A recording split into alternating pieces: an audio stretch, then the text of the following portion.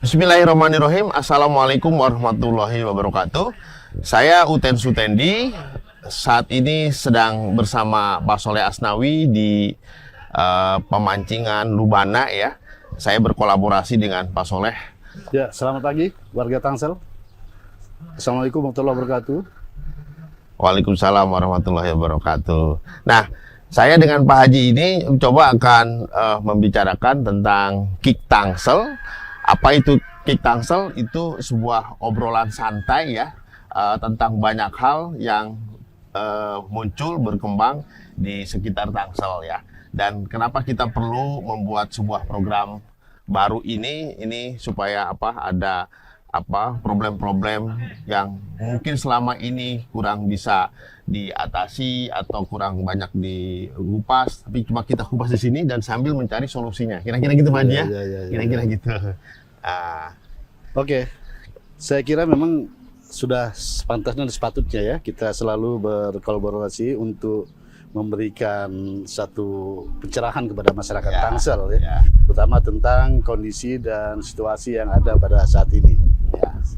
Dan di pagi hari ini kita akan membahas beberapa hal yang terutama terkait dengan masalah ACT ya, ACT, dan kita coba masuk kepada soal bagaimana pengembangan ekonomi umat dengan kawan-kawan dari Basnas dan Rajnas nih. Ini kebetulan ada ACT, kita terpanggil nih ya Pak Haji, terpanggil cuma untuk menggali potensi-potensi ekonomi umat yang ada di lembaga lain yang mungkin punya masalah yang sama, atau mudah-mudahan kita bisa mengeksplorasinya secara lebih baik lagi. Selamat pagi Pak. Pagi Pak Haji. Ini teman lama ini. Alhamdulillah. Iya. Di politik pada saat itu ya, di itu KPU dan Pak Daljuni. Selamat pagi. Assalamualaikum warahmatullahi wabarakatuh. Mudah-mudahan kita senantiasa diberikan kesehatan. Amin. Nah, kita ini sekarang membahas masalah tentang Tangsel ya, dan Basnas ya. Basnas ya. Sebelum kita masuk ke Basnas ya, kita ngobrol sebentar lah soal ACT itu. Kenapa sih bisa kejadian seperti itu? Jangan-jangan ini di Basnas terjadi juga nih. Gimana coba Pak Subhan, obrol dulu. Apa yang bisa memunculkan kasus seperti ACT itu? Ya. Mungkin Pak Subhan punya pandangan tersendiri ya. Baik, terima kasih Kang Uten, Pak Haji.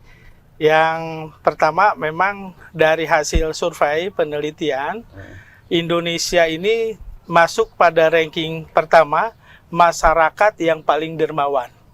Itu sudah hasil survei urutan 1 dunia, bahwa masyarakat urutan 1 dunia bahwa Indonesia itu masyarakat yang paling dermawan. Artinya apa? Indonesia mempunyai potensi yang luar biasa untuk membangun kebersamaan, untuk membangun kesejahteraan dan lain-lain dengan sifat. Lalu yang kedua, tentu ini bisa dimanfaatkan, bisa jadi positif, negatif.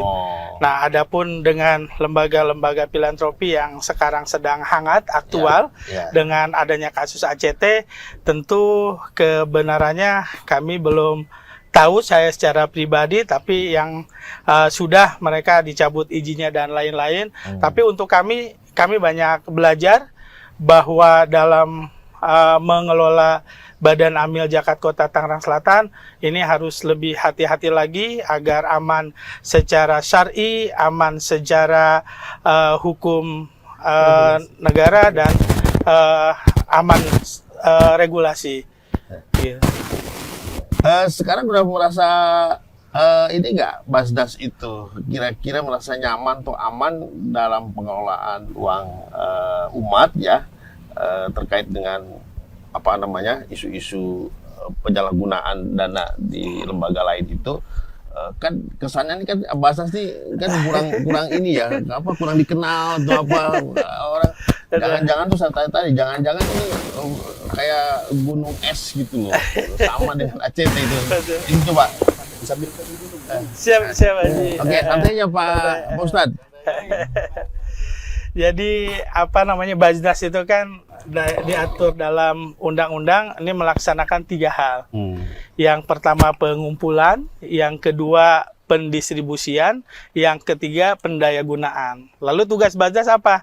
Merencanakan, melaksanakan, mengendalikan, mengevaluasi tentang pengumpulan, pendistribusian dan pendayagunaan. Nah, adapun Bajnas dari mulai Kota Tangerang terbentuk ini sudah ada Bajda. Nah, tentu kami baru sebulan dilantik sudah melakukan banyak hal, dari mulai kami observasi, mengamati, belajar, lalu kami juga coba membuat sistem baru, baik sistem dari mulai sistem manajemen kantor, lalu manajemen pengumpulan, pendistribusian dan pendayagunaan, dan sampai dengan hari ini kita sudah sangat terbuka untuk bekerja sama dengan beberapa pihak. Kemarin kita sudah MOU dengan PT Masjid.id, lalu yang kedua dengan Pasar Tangerang Mandiri. Ini kita sudah bekerja sama baik dalam pengumpulan ataupun dalam pendistribusian zakat infak sedekah. Jadi kegiatan dari Basnas itu sendiri di Tangerang Selatan seperti apa, Pak? Baik. Karena begini, kalau kita melihat kenyataannya, Baik. Basnas ini sebetulnya persoalannya hampir sama dengan CT. Betul. zakat dan pengembangan sukarela dan masyarakat. Nah, penjalurannya itu seperti apa? Apakah yang diberikan itu kriterianya seperti apa? Betul. Nah, tadi diceritakan bahwa ada kerjasama dengan pihak-pihak lain. Betul. Nah, kerjasama itu apa kontribusi dari pihak yang kerjasama itu dalam rangka untuk menunjang tugas-tugas daripada Basnas itu Basnas, sendiri. betul Haji. Jadi apa namanya seperti saya yang sampaikan tadi 3 hal. Jadi kita kerjasama untuk 3 hal tersebut. Nah, lalu yang banyak dilakukan oleh Tangsel adalah yang pertama sumber kami, yang pertama adalah dari zakat infak sodako. Walaupun sekarang masih dominan dari zakat profesinya ASN. Nah, ASN ya kisaran di angka 90% sumber Bajnas baru dari zakat profesinya JIS-nya ASN. Namun tugas kami menggali potensi di luar ASN. Dan itu melalui pemerintah ya. Melalui pemerintah, betul. Bulat-bulat kepada Bajnas untuk menyalurkan, betul. Berarti artinya selama ini kerjanya apa dong Basnas? Kalau hanya ngambil uang yang ambil dari pemerintah itu. Ini kan 90% loh, gila loh, diberikan dari pemerintah kepada Basnas. Jadi yang lainnya tuh bagaimana nggak tergarap? Gitu. Jadi ini sekarang kita sudah mempunyai beberapa program dalam pengumpulan. Jadi tugas Bajnas dari kemarin sebetulnya sudah banyak yang dilakukan, hanya belum banyak terekspos. Misalkan dalam pendistribusian kita punya banyak program, dari mulai program pendidikan ada yang pertama program, yang kedua bantuan temporer. Nah ini harian bisa di angka puluhan. Kalau direkap sampai dengan 6 bulan ini saja udah hampir 1000-an orang yang dibantu oleh Bajnas. Pak Tarjumi mungkin bisa tambahin ya. Baik. Pak Tarjumi bentar, di bagian apa di Bajnas? Saya di Wakil Ketua 3, Pak. Bidang perencanaan, keuangan, dan pelaporan. Mungkin bisa jelaskan program-program konkretnya ya. Baik, saya tambahkan dari yang disampaikan oleh Pak Ketua, Pak Subhan, bahwasanya pengelolaan zakat yang Bajnas lakukan berprinsip kepada 3 aman, Pak. Ya. Tadi yang sampaikan, yang pertama adalah aman syar'i. Artinya dalam pengelolaan ini kita sesuai dengan sumber syariat, tidak bertentangan dengan Quran, Sunnah, dan ijma para ulama. Yang keduanya adalah aman regulasi. Ya. Karena Bajnas itu berpijakan kepada regulasi pemerintah sebagaimana yang tertuang di dalam Undang-Undang Nomor 23 Tahun 2011 dan diperjelas dengan Peraturan Pemerintah Nomor 14 Tahun 2014. Itulah pijakan kami di dalam pengelolaan dana zakat, infak dan sedekah serta dana sosial keagamaan lainnya. Yang ketiga adalah aman NKRI, Pak. Nah, ya kita tidak ingin berharap, dan Basnas Kota Tangerang Selatan tadi yang disampaikan oleh Kang Uten sendiri, ya kita akan memaksimalkan semua dana yang tersimpan di kami, dan kami akan transparan untuk menyalurkannya kepada para mustahil. Bentar. Berapa besar potensi dana dari Tangsel ini? Dan selama ini realitasnya Basnas berapa banyak dapat dana dari zakat itu ya? Gitu. Baik, Pak.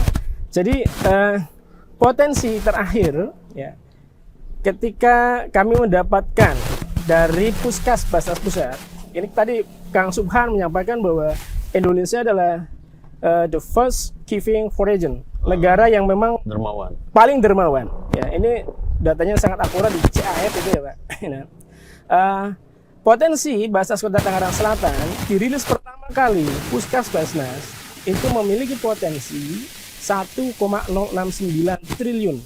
Nasional. Bukan. Kalau nasional itu 326,7 triliun. Itu 1 triliun tadi? Tangsel, Pak. Tangsel. Tangsel. Gila. Nah, 1,069 069 potensinya dalam setahun itu. Betul. Jadi Gila. potensi ini kemudian kemarin dirilis kembali oleh Puskas Basnas. 1 triliun lebih. Itu angkanya di angka 990 miliar ribu ya. Jadi mendekati 1 triliun. Dirilis lagi di yang kedua yang kemarin. Nah, artinya berapa sih yang Basnas kumpulkan? Karena kebetulan di Kota Tangerang Selatan ini adalah sumber banyaknya filantropi. Lasnas di Tangerang Selatan itu banyak, Kang Uten. Oh. Nah, Basnas baru bisa mengumpulkan dari dana zakat infak